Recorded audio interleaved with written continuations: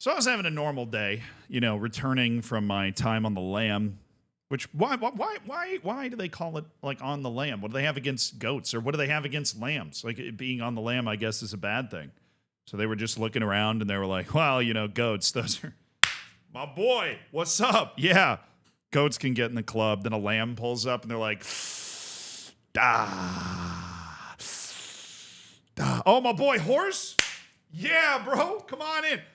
Sorry, it's full. Oh, the grizzly bear? Dude, so it's been a long time, bro. Get in there. Yeah, sorry, it's totally full. Like, there's no way you should go.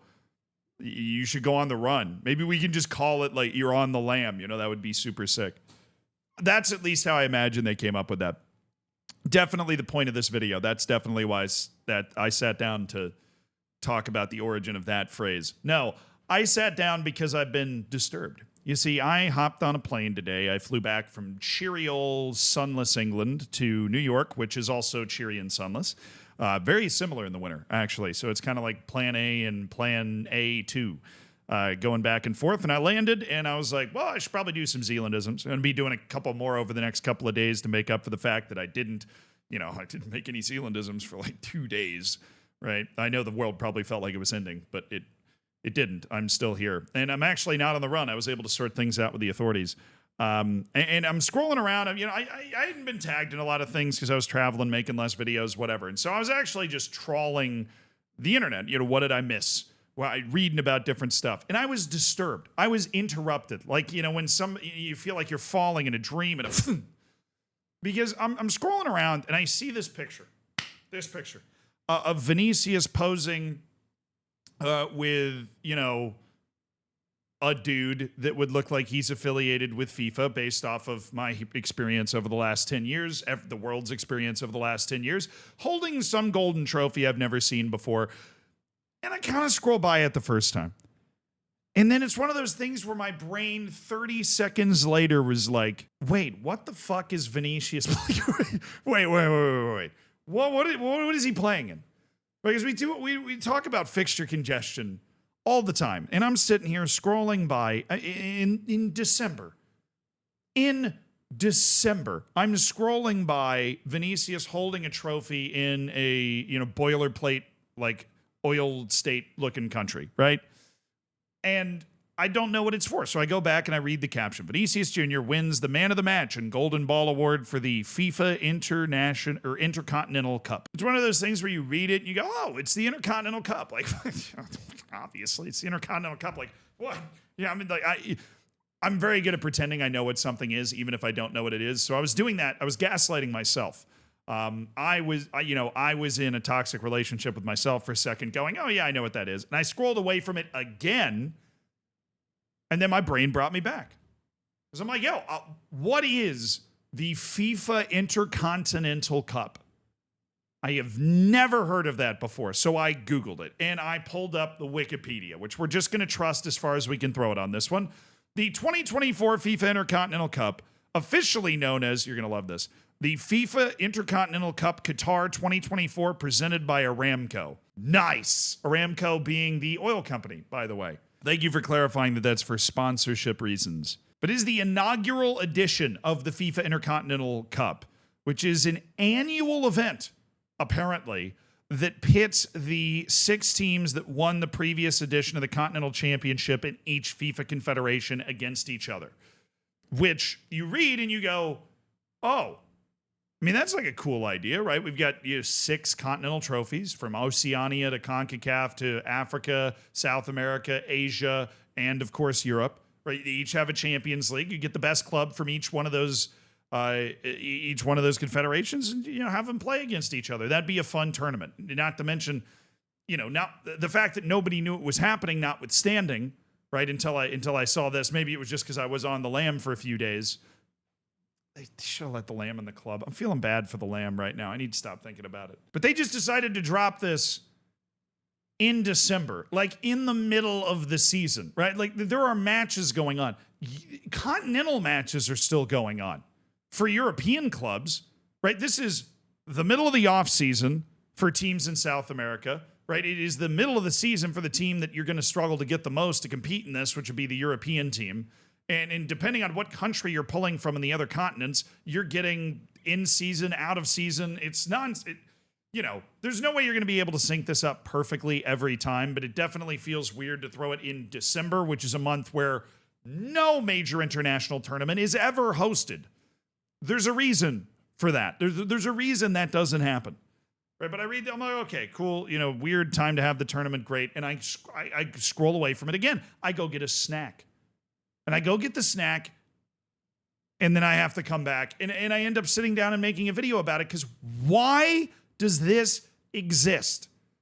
FIFA just went all the way out of its way to make a massive Club World Cup. They had the draw. They probably wheeled out Shakira for the 100th time, or maybe they got, somebody else. Shawn Mendes is there. Zinedine Zidane gets his head all polished up before he goes on and pulls out a ball and then disappears for another year. Like, they did the whole pomp and circumstance. They've got the host cities. They've got the team selection with all of its controversy in picking Inter Miami to begin with.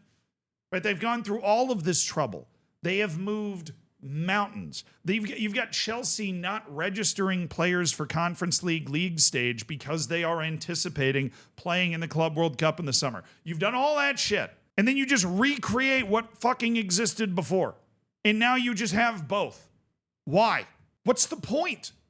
Why are we playing this tournament? Why are Jude Bellingham and Vinny and all these other guys that are worth hundreds of millions of dollars, that millions and tens and hundreds of millions of people want to watch play, why are we rolling the dice with them and making them play a freaking tournament in December?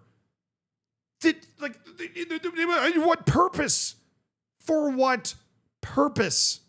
Is this as dumb as the friendly tours in Japan the moment the season ends? Looking at you, Barcelona. No, that is the biggest contributing factor to these players getting burnt out physically and mentally.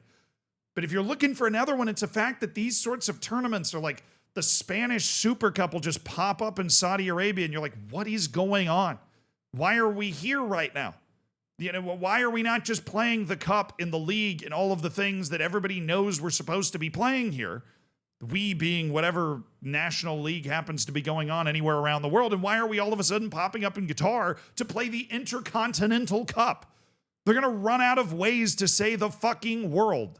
Okay, we've got the World Cup, the Club World Cup. Now we have the Intercontinental Cup. I think you could probably pull off a global cup. And then you just have to go with like Pangea or something. And then they'll just try to gaslight you that, the land's all connected if we drain enough of the ocean. Which it is, true story. Don't mean to blow your mind, but I realize educational standards aren't what they used to be. So there is earth underneath the water. Eventually, do not go swimming looking for it, because sometimes it's a little far down. But it is there. And while we're on it, for my American compatriots, Africa is not a country. Anyways, yeah, I'm mind blown that they've made this. They made it kind of under the radar. I don't know if it was some sort of deal that they've struck in order to get Real Madrid or whatever massive European team, whatever massive South American team happens to qualify to get their draw and their players to go play in Qatar. I mean, I'm sure that is basically the main point of what's happening here. I just can't believe that it's actually happening, because FIFA's been trying to get this Club World Cup off the ground for decades, and the moment they do, they just recreate the old tournament, what is essentially the old tournament, and they play that anyways. They're just adding more games. I am not kidding when I say there is going to be a strike. At some point in my life, the players are going to strike, because they just keep adding more games. It's not going to be everybody, but it's going to be a lot of the players in the Premier League or something, and Real Madrid and Barcelona are just they're going to go on strike, because this is insane. But Pep Guardiola was talking about this in a press conference recently. He's like, yeah, I mean, Rodri played over 70 matches last year when you tallied it all together. That's crazy. Right? Basketball is not quite as intensive. It's not. Right? You're not covering the same amount of distance. The court is a lot smaller, and they only play 82 regular season games. Right? Baseball, they play 162 regular season games, and there's not a lot of running in that sport. It's kind of like, kind of like cricket, if you understand that, right? It's more of a eye-hand coordination and ball knowledge sort of sport instead of running. And even they only play 162. Rodri's nearly halfway there in a sport where you got to run like 5 to 10 miles every single time. And now we're just sprinkling in the Intercontinental Cup. Yeah, when the Intercontinental Cup blows out a great player's hamstring, that is the only time anybody's going to tune in and like really care about this. Because if you wanted somebody to care about a tournament like this, great. Don't make a giant Club World Cup that you're attempting to funnel everybody's attention into. Honestly, this tournament makes more sense. There are 6 Continental champions. Wheel them all out, put them in the Thunderdome, and you have a winner. You have your global club champion. But no, we're going with the Club World Cup, 31 teams and a random host club as well. Anybody that has Messi will do, even though they put together the best record in MLS history, so it's kind of hard to argue against their inclusion, even though they didn't win MLS Cup. But I am just making sure I add that qualifying statement so I don't get hung out to dry by Inter Miami. After all, I do a podcast with a guy that plays in Inter Miami, so I have a vested interest in Julian not sending me angry text messages. Got to acknowledge the context. It's always very important, and people always forget the context. But seriously, now we've Al Ahly out of Egypt won the African Championship 3 of the last 4 times. So all the other African teams didn't even win the African Championship. They're just the next best on coefficient. Fucking Salzburg's in the Club World Cup because they ended up being top 16 on all the coefficient stuff. Salzburg didn't even win Austria last year. So is the Club World Cup the best measure of the best club in the world? No, not really. This is a better measure of the best club in the world because it's just the people that won the Continental competition to begin with. But we scrapped this model because it wasn't big enough and flashy enough and didn't have enough matches and enough draw. So you created a model that does, and you just wheel out the old model for, I don't know why. Because you got, we just didn't have enough matches to play, clearly.